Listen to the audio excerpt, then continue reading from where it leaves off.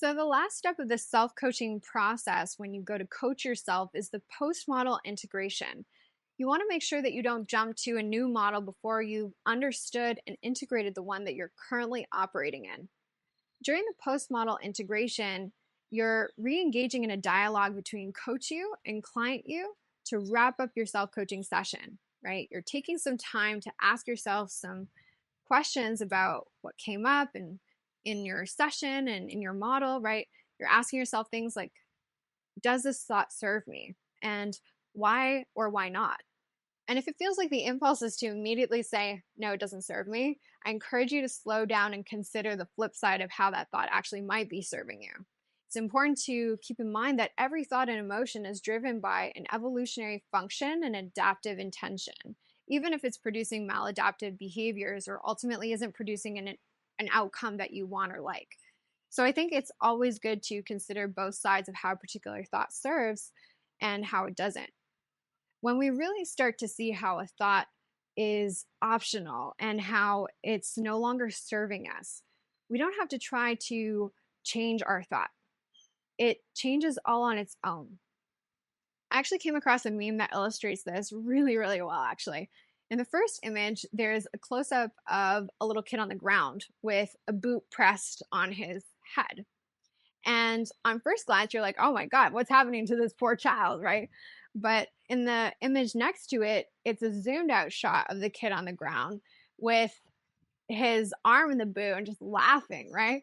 And I mean, it's really spot on because we usually don't see our own hand in our suffering, right? But when we do, when we see our part in it, we can take the boot off our face and sometimes even come to see the humor in it. So self-coaching guides us towards recognizing the internal cause and effect. Once our thoughts appear as optional to us and there's space, we understand that believing that thought is what's causing us to suffer. And then we can instinctively start to release from it. To reiterate that phrase from Byron Katie, I don't let go of my thoughts, I meet them with understanding, and they let go of me. During your post-model integration, you may also want to use what's called the elevator technique to really separate out your thought from your circumstance and help yourself groove in the awareness of the impact of your thinking on the way that you feel, on your actions, and on your results. So basically, the way that it works is that you read your model back to yourself line by line, kind of in an elevator. So looping everything back to the neutrality of the circumstance. The elevator technique goes something like this, right? You think your circumstance in this model is what's causing you to feel this feeling. But actually, the reason you feel the way that you feel right now is because of this thought. And you also believe that the reason that you're taking all of these actions or not taking action is because of your circumstance. But the reason you're taking these actions or not taking these actions is also because you're believing this thought. And when you believe that thought, it produces this result, which reinforces your belief in the initial thought. So let's circle back to our example from our last video so that it sounds less gibberish, right? The elevator technique would sound something like this. You think that your goal to sign 2 more clients within the next 24 hours is what's causing you to feel stressed. But actually, the reason you feel stressed right now is because you're believing the thought that you don't have enough time to reach your goal. Someone else might not feel stressed because they might think about it differently. You also believe that the reason you're not able to focus and use your time strategically is because you have 24 hours to sign 2 more clients. But the real reason you're experiencing inaction, difficulty focusing, is also because you're believing the thought that you don't have enough time to reach your goal.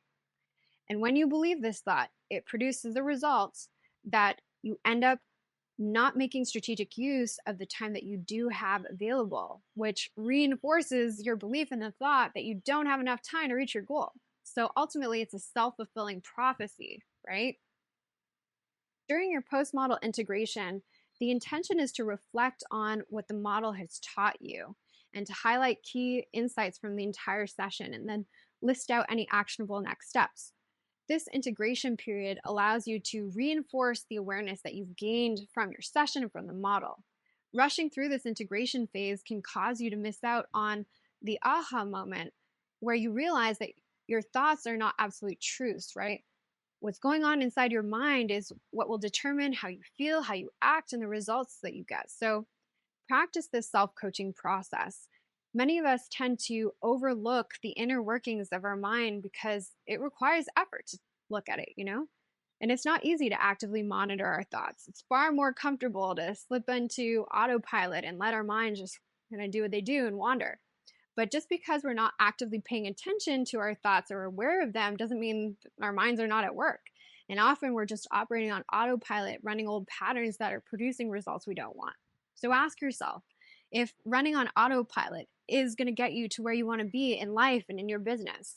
Because if the answer is no, then self-coach and get coached, practice watching and directing your mind.